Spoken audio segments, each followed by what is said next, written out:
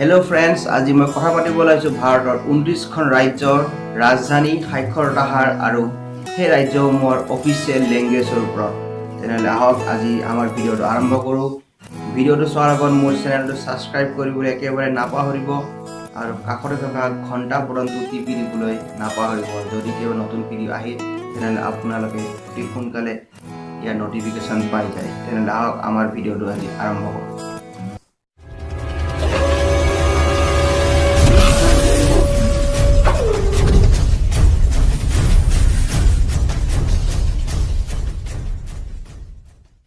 অন্ধ্ৰপ্ৰদেশ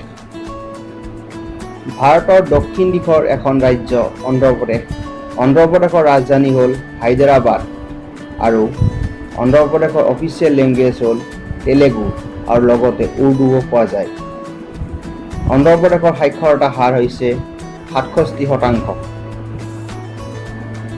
অৰুণাচল প্ৰদেশ ভাৰতৰ উত্তৰ পূবত থকা এখন ৰাজ্য হ'ল অৰুণাচল প্ৰদেশ। অৰুণাচল প্ৰদেশৰ ৰাজধানী হ'ল ইটানগৰ আৰু অৰুণাচল প্ৰদেশৰ অফিচিয়েল লেংগুৱেজ হ'ল ইংলিছ। অৰুণাচল প্ৰদেশৰ সাক্ষৰতা হাৰ 65.4%। অসম ভাৰতৰ উত্তৰ পূবত থকা আন এখন ৰাজ্য হ'ল অসম। অসমৰ ৰাজধানী হ'ল দিছপুৰ, গুৱাহাটী আৰু অসমৰ অফিচিয়েল লেংগুৱেজ হ'ল অসমীয়া আৰু অসমৰ সাক্ষৰতা হাৰ 72.2%। বিহাৰ ভাৰতৰ উত্তৰ পূবত অৱস্থিত এখন ৰাজ্য হ'ল বিহাৰ। বিহাৰৰ ৰাজধানী হ'ল পাটনা আৰু বিহাৰৰ অফিচিয়েল লেংগুৱেজ হ'ল হিন্দী আৰু উৰ্দু, যদিও বহু ঠাইত ভোজপুৰি পোৱা যায়। বিহাৰৰ সাক্ষৰতা হাৰ হ'ল 61.8%। ছত্তীশগড় ভাৰতৰ ঠিক মাজমজিয়াত থকা এখন ৰাজ্য হ'ল ছত্তীশগড়। ছত্তীশগড়ৰ ৰাজধানী হ'ল ৰায়পুৰ আৰু ছত্তীশগড়ৰ অফিচিয়েল লেংগুৱেজ হ'ল হিন্দী আৰু ছত্তীশগড়ৰ সাক্ষৰতা হাৰ 70.3%। গোৱা ভাৰতৰ পশ্চিম দিশত থকা এখন সৰু ৰাজ্য হ'ল গোৱা আৰু গোৱাৰ ৰাজধানী হ'ল পানাজী আৰু গোৱাৰ অফিচিয়েল লেংগুৱেজ হ'ল কোঙ্কণী আৰু মাৰাঠী। সাক্ষৰতা হাৰ 88.7%। গুজৰাট ভাৰতৰ এখন উন্নত ৰাজ্য ক'ব গ'লে গুজৰাট। ভাৰতৰ পশ্চিম দিশত অৱস্থিত গুজৰাটৰ ৰাজধানী হ'ল গান্ধীনগৰ আৰু গুজৰাটৰ অফিচিয়েল লেংগুৱেজ হ'ল গুজৰাটী আৰু সাক্ষৰতা হাৰ 78%। হাৰিয়ানা ভাৰতৰ উত্তৰ অঞ্চলত অৱস্থিত এখন ৰাজ্য হ'ল হাৰিয়ানা। হাৰিয়ানাৰ ৰাজধানী হ'ল চণ্ডীগড় আৰু ইয়াৰ অফিচিয়েল লেংগুৱেজ হ'ল হিন্দী। সাক্ষৰতা হাৰ 75.6%। হিমাচল প্ৰদেশ হিমাচল প্ৰদেশৰ ৰাজধানী হ'ল চিমলা আৰু ইয়াৰ অফিচিয়েল লেংগুৱেজ হ'ল হিন্দী আৰু ইংলিছ। সাক্ষৰতা হাৰ 82.4%। জম্মু আৰু কাশ্মীৰ ভাৰতৰ উত্তৰত অৱস্থিত জম্মু আৰু কাশ্মীৰৰ ৰাজধানী কিন্তু দুটা। গৰম দিনত জম্মু আৰু কাশ্মীৰৰ ৰাজধানী হ'ল শ্ৰীনগৰ আৰু ঠাণ্ডা দিনত জম্মু কাশ্মীৰৰ ৰাজধানী হ'ল জম্মু। ইয়াৰ অফিচিয়েল লেংগুৱেজ হ'ল উৰ্দু আৰু সাক্ষৰতা হাৰ 67.2%। ঝাৰখণ্ডৰ ৰাজধানী হ'ল ৰাঁচী আৰু ইয়াৰ অফিচিয়েল লেংগুৱেজ হ'ল হিন্দী আৰু উৰ্দু। সাক্ষৰতা হাৰ 66.4%। কৰ্ণাটক ভাৰতৰ দক্ষিণাত্যত অৱস্থিত এখন ৰাজ্য হ'ল কৰ্ণাটক আৰু কৰ্ণাটকৰ ৰাজধানী হ'ল বেংগালোৰ আৰু ইয়াৰ অফিচিয়েল লেংগুৱেজ কানাড়া। সাক্ষৰতা হাৰ 75.4%। কেৰেলা ভাৰতৰ দক্ষিণ দিশত অৱস্থিত ৰাজ্য কেৰেলা।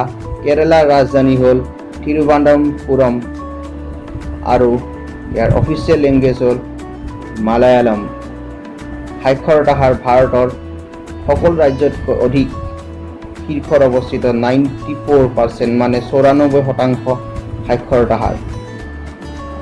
মধ্যপ্ৰদেশ ভাৰতৰ ঠিক মাজভাগত অৱস্থিত এখন ৰাজ্য মধ্যপ্ৰদেশ। মধ্যপ্ৰদেশৰ ৰাজধানী হ'ল ভোপাল আৰু ইয়াৰ অফিচিয়েল লেংগুৱেজ হ'ল হিন্দী আৰু সাক্ষৰতা হাৰ 69.3%। মহাৰাষ্ট্ৰ ভাৰতৰ পশ্চিম দিশত অৱস্থিত এখন ৰাজ্য মহাৰাষ্ট্ৰ। মহাৰাষ্ট্ৰৰ ৰাজধানী হ'ল মায়ানগৰী, মুম্বাই আৰু ইয়াৰ অফিচিয়েল লেংগুৱেজ মাৰাঠী। সাক্ষৰতা হাৰ 82.3%। মণিপুৰ ভাৰতৰ উত্তৰ পূৰ্বত অৱস্থিত আন এখন ৰাজ্য হ'ল মণিপুৰ। মণিপুৰৰ ৰাজধানী হ'ল ইম্ফল আৰু মণিপুৰৰ অফিচিয়েল লেংগুৱেজ হ'ল মণিপুৰী আৰু ইংলিছ। সাক্ষৰতা হাৰ 79.2%।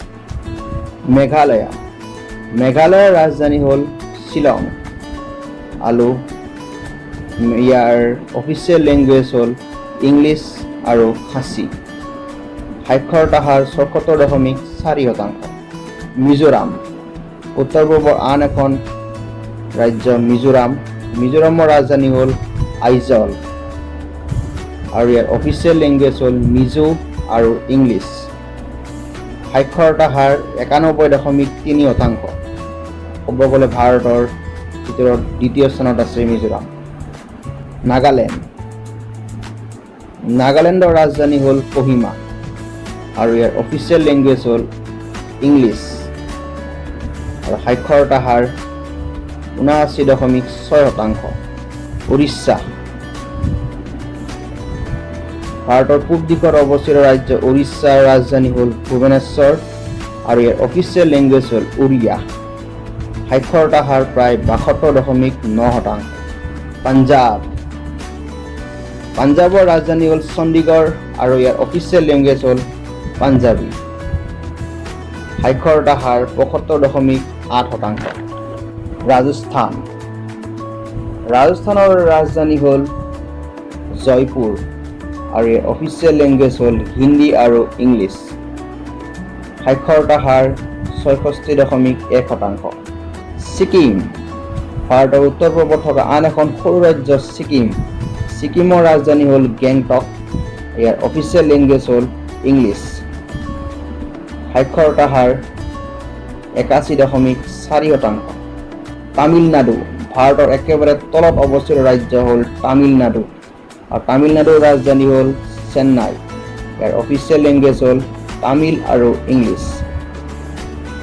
সাক্ষৰতা হাৰ 80.1%। তেলেংগানা নতুনকৈ হোৱা ৰাজ্য তেলেংগানাৰ বৰ্তমান ৰাজধানী হ'ল হায়দৰাবাদ। অন্ধ্ৰপ্ৰদেশৰ লগত শ্বেয়াৰ কৰে ৰাজধানী আৰু ইয়াৰ অফিচিয়েল লেংগুৱেজ হ'ল তেলেগু আৰু উৰ্দু।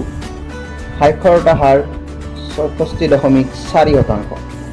ত্ৰিপুৰা ভাৰতৰ উত্তৰ পূৰ্বত থকা আন এখন সৰু ৰাজ্য ত্ৰিপুৰাৰ ৰাজধানী হ'ল আগৰতলা আৰু ইয়াৰ অফিচিয়েল লেংগুৱেজ হ'ল বেংগলী আৰু কোকবৰক।